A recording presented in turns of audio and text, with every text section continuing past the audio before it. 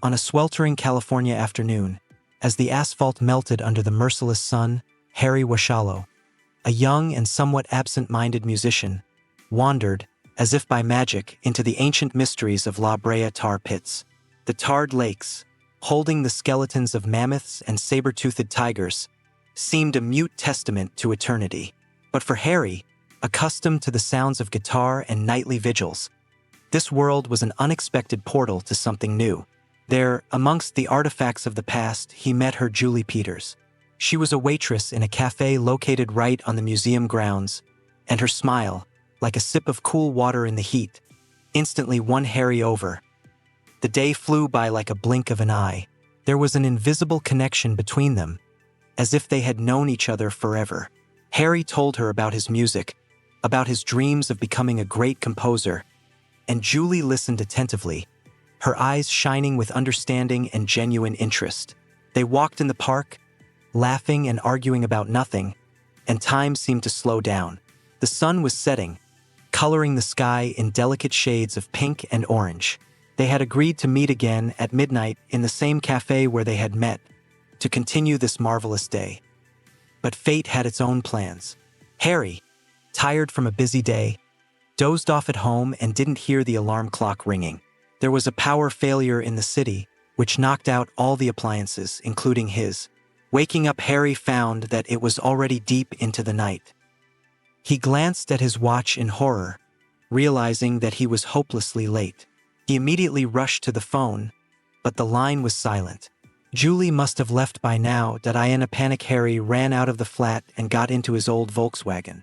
His heart was pounding in his chest like a caged bird. He drove, trying not to think about the fact that he might have lost her forever. He arrived at the cafe when the sun had not yet risen above the horizon. The street was empty, with only the streetlights dimly lighting his way. He rushed to a payphone, hoping to reach Julie, but only her answering machine answered and, stammering, Harry mumbled an apology. Shortly after his call, the phone in Julie's room rang. She woke up, glanced at the clock in bewilderment, and heard Harry's voice full of remorse on the answering machine. She was hurt, but she knew it wasn't his fault. There was still hope in her soul that they would meet. That moment, Lance, a slightly odd, nervous, and unstable man who worked here as a cook, appeared in the cafe. He was wiping the tables, yawning and showing his discontent with life with his whole appearance. Harry saw him and tried to ask about Julie, but Lance was unfriendly, in a hurry to finish cleaning and go home. Then in that early morning silence, the phone rang at the payphone. Harry answered it and heard the voice of a man who introduced himself as someone named Chip, urgently warning that nuclear war would begin in less than 70 minutes. When Harry asks who is calling, Chip realizes he has dialed the wrong number. Harry at first couldn't believe his ears, thinking it was a stupid joke. But his words continued to echo in his head. Causing a growing unease, he headed towards the cafe where Julie worked, trying to get any clue to make sense of what was going on. But the cafe was closed. A chill ran down his face. Something was clearly going wrong. Alarmed, he rushed to the payphone again and called Julie's answering machine. He left her a new message in which he confusedly tried to tell her about the call and that he needed to see her. After that, Harry fell into a daze as he watched the people who began to appear on the streets. Their faces were full of panic and confusion. He noticed a man in a business suit standing by a car, who looked as frightened as he did. Noticing Harry's confusion, the man shared with him what he had heard on the radio. The news had said something about a nuclear strike and that the whole city would be destroyed. The man's words confirmed Harry's fears, and he realized that this was no joke. For a while, he just stood there, unable to believe what was happening. Then a wave of wild terror swept over him. Everything that had seemed so familiar and unshakable was crumbling before his eyes. He thought of Julie, the only person he cared about. He realized that time was running out and he had to act. He had to find her, no matter what it cost him. He returned to the cafe and began begging Lance to open the door.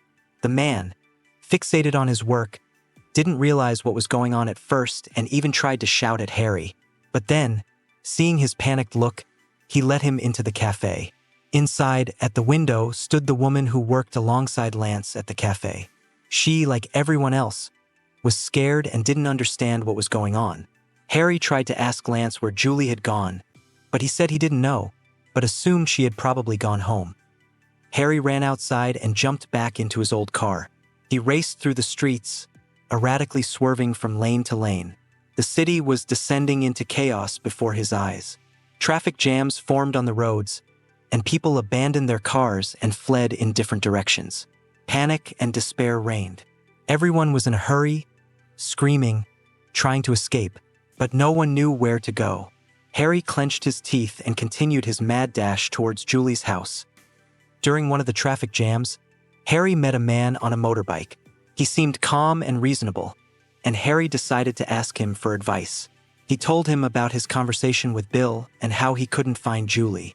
The motorcyclist listened to him and replied that in such cases, people congregate at large airports and Julie had probably gone there too, not home. The thought gave Harry hope and he decided to follow the advice. He turned the car towards the airport, where all hell was breaking loose at this point.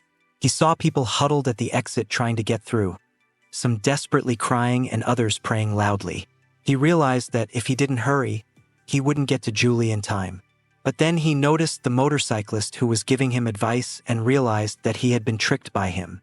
The motorcyclist was not among those who were being rescued. He was happily taking advantage of the general panic. Harry realized that no one could be trusted. In desperation, Harry began thrashing through the crowd, shouting Julie's name. He searched for her with his eyes, but saw only horrified faces, and realized he was looking for a needle in a haystack. He felt that with every passing minute his chances of escape were vanishing.